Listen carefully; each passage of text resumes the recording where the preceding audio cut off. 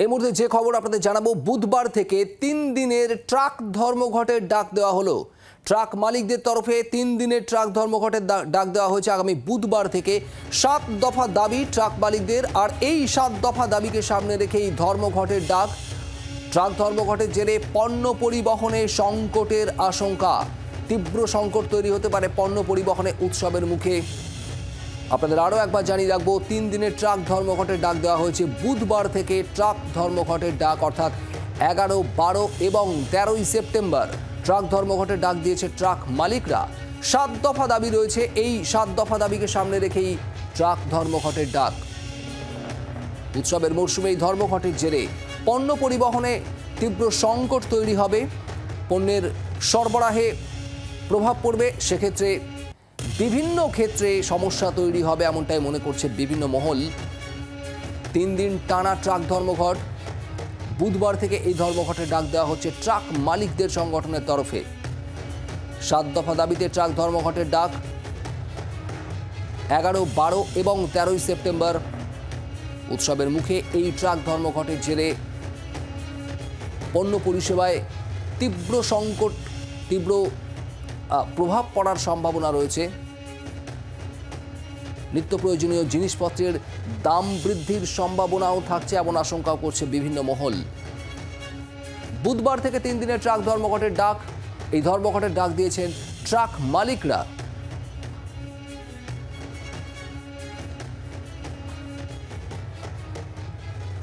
এই মুহূর্তে আমাদের সঙ্গে টেলিফোন লাইনে রয়েছেন ট্রাক অপারেটর্স অ্যাসোসিয়েশনের নেতা সজল ঘোষ। সজলবাবু, 3 দিনের ধর্মঘটের ডাক দেওয়া হচ্ছে, ঠিক কি কারণে এই টানা 3 দিন ধর্মঘট?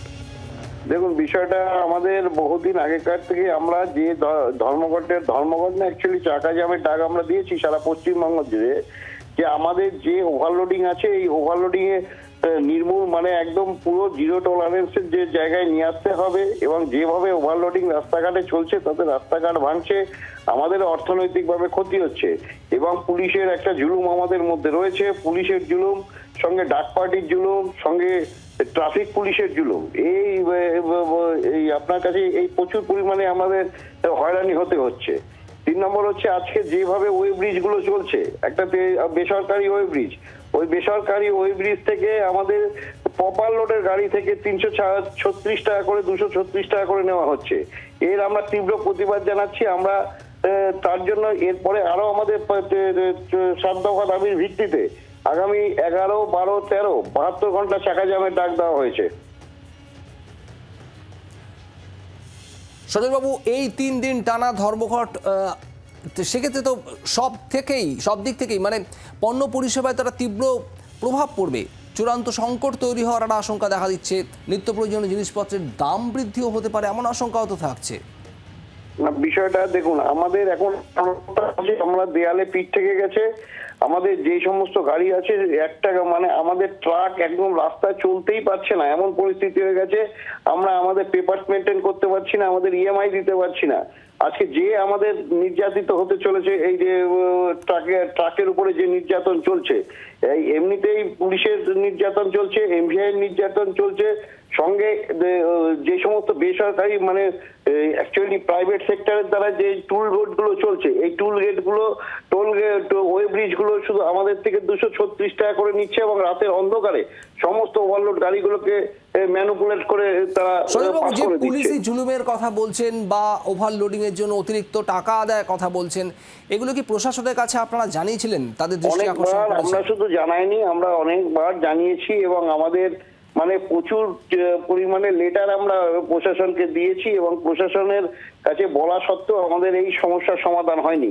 তাই আজকে আমাদের এই অবস্থা। সারা পশ্চিমবাংলার ট্রাক মালিকরা নিজেদের গাড়িও চালাতে পারছে না। ধর্মঘট বলা মুশকিল, এটা চালাতে পারছে না এবং আমরাও নিজেরা গাড়িগুলো চালাতে পারছি না। তার জন্য আজকে বাধ্য হয়ে আমাদের মানে এই 3 দিনে ট্রাকের চাকা জ্যামের কথা বলা হয়েছে। আপনাকে ধন্যবাদ। ট্রাক অপারেটর্স অ্যাসোসিয়েশনের তরফে সজল ঘোষ আমাদের সঙ্গে ছিলেন এবং বেশ কিছু দাবি তাদের রয়েছে। দীর্ঘদিন ধরে এই দাবিগুলোর সপক্ষে তারা প্রশাসনের কাছে আর্জি জানিয়েও কোনো সাড়া পাননি, আর তারপরেই পরপর 3 দিন, টানা 3 দিন বুধবার থেকে ট্রাক ধর্মঘটের ডাক দেওয়া হচ্ছে রাজ্যে।